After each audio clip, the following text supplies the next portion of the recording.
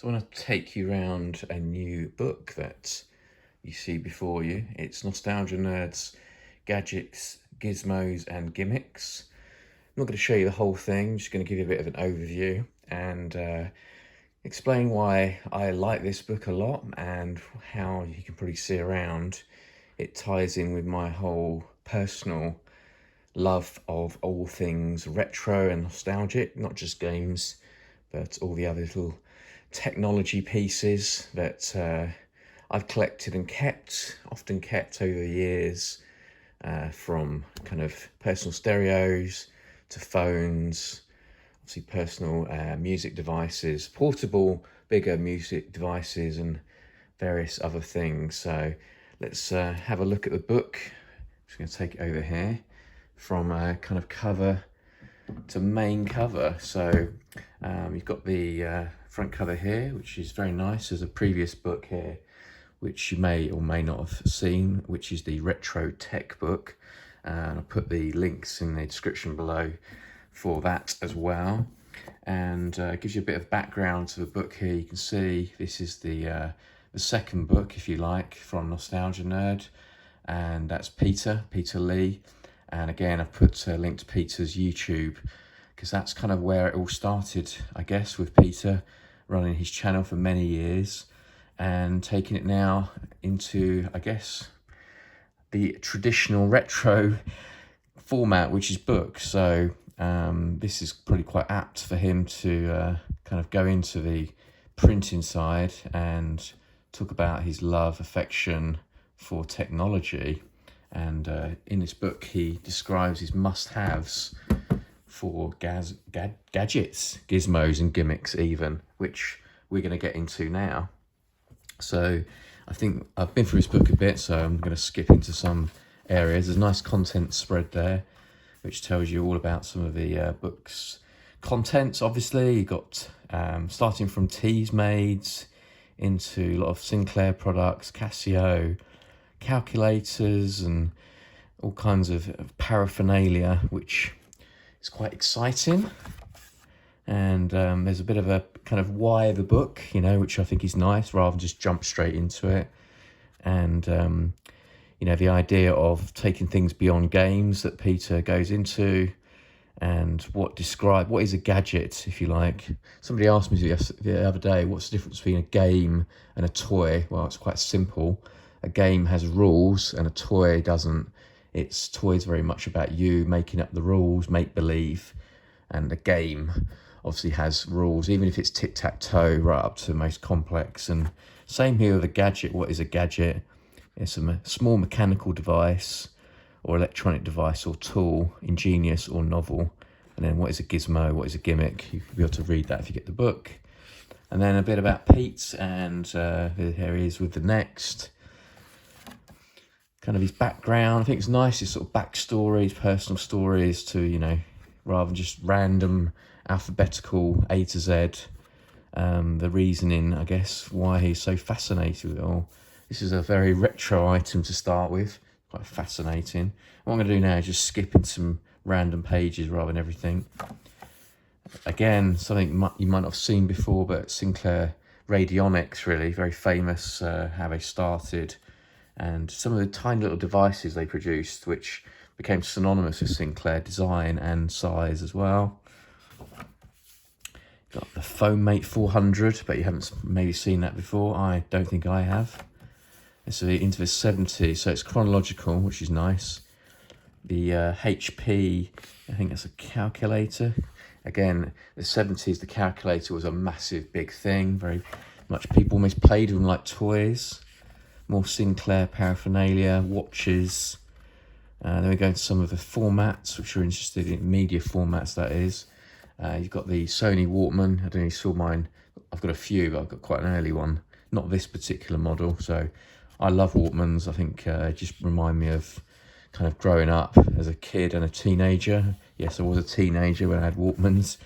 The ZX81, I think the ZX80 is possibly here as well. So yes, it is. So I've got my one here, just lean down, just to scale to give you an idea. And yeah, that's obviously the early computer from Sinclair. which was a kit anyway. I think you could have had it made. I wasn't quite sure about that. ZX81 obviously was made up, I think, yeah. And then, because it's good, you know, not the Spectrum, because that's the easy kind of win, isn't it? So talking about some of the earlier ones. Maybe he does talk about Spectrum, I can't remember now, but...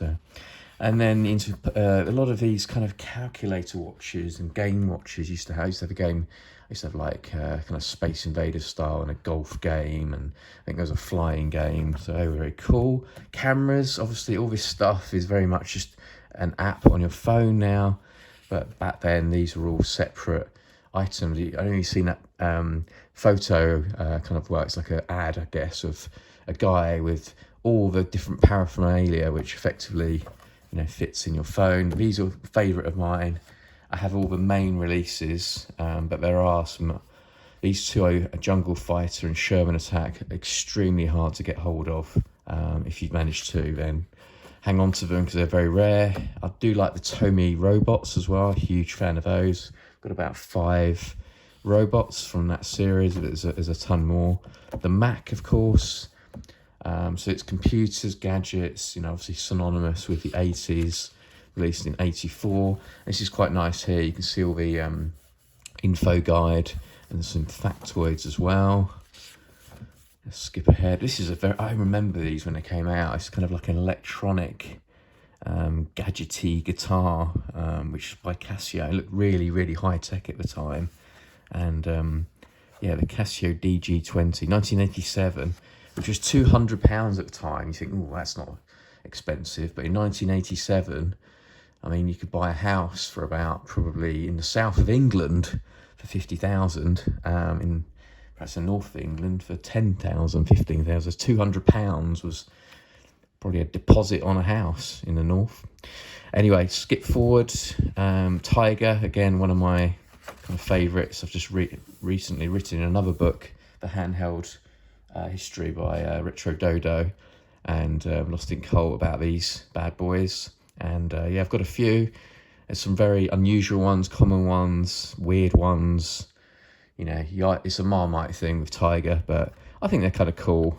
I do remember the earlier ones, and I picked up a few and been given a few over the years, really.